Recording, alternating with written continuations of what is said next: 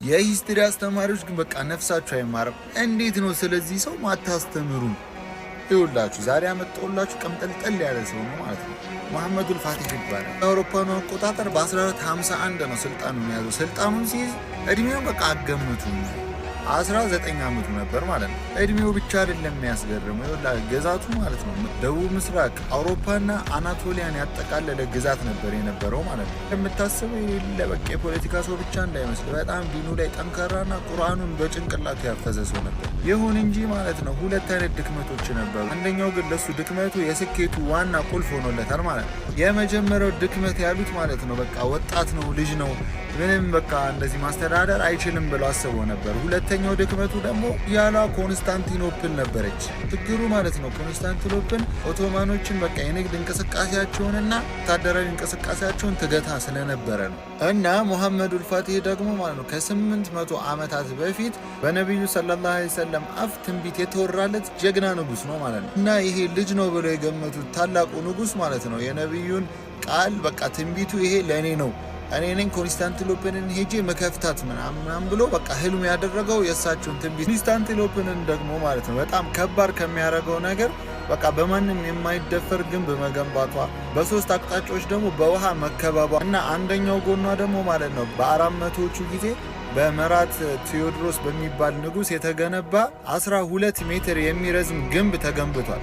እና ከሱ በፊት ደግሞ በሺ በሚቆጠሩ ዓመታት ማለት ነው በበኑ ኡመያዎች ራሱ ተሞክሯል ኮንስታንቲኖፕል ለመያዝ፣ ግን ማንም የተሳካለት የለም። መሐመዱል ፋቲህ ደግሞ ከነሱ ውጪ ቴክኒክ መጠቀም አለበት ማለት ነው እሱ እንዲሳካለት።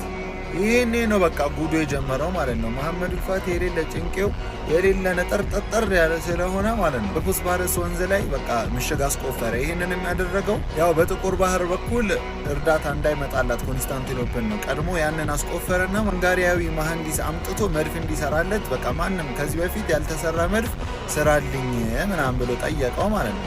ኦቶማኖች ደግሞ የባሩድ ዱቄት ቢኖራቸውም እስካሁን ግን ለጦርነት አልተጠቀሙትም ነበር።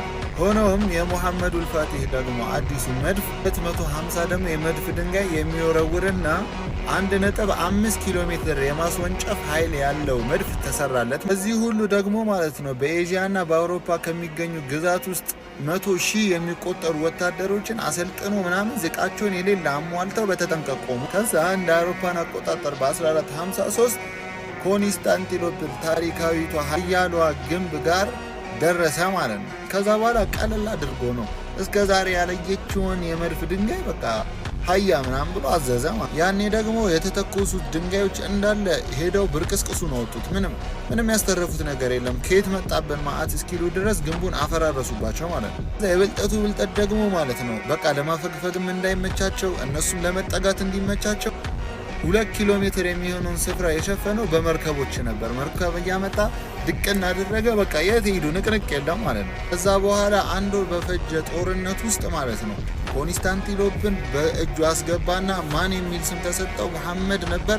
አልፋቲህ ከፋቹ መሐመድ ተባለ ማለት ነው። ታዲያ የዚህኔ ነው ከ800 ዓመት በኋላ የነቢዩ ሰለላሁ ዐለይሂ ወሰለም ትንቢትን እውን ያደረገ ፋቲህ የሚለውን ስም ተሸልሞ የነገሰ ንጉስ የሆነው ማለት ነው።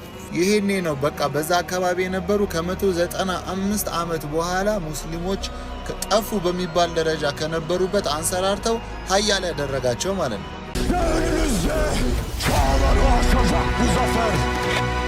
zafer için, cennet için, şan için, şeref için, Allahu Ekber!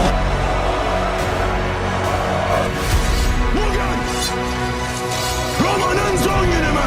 Yoksa her şey için başlangıç günü mü? Türk'ün devrinin başladığını gör.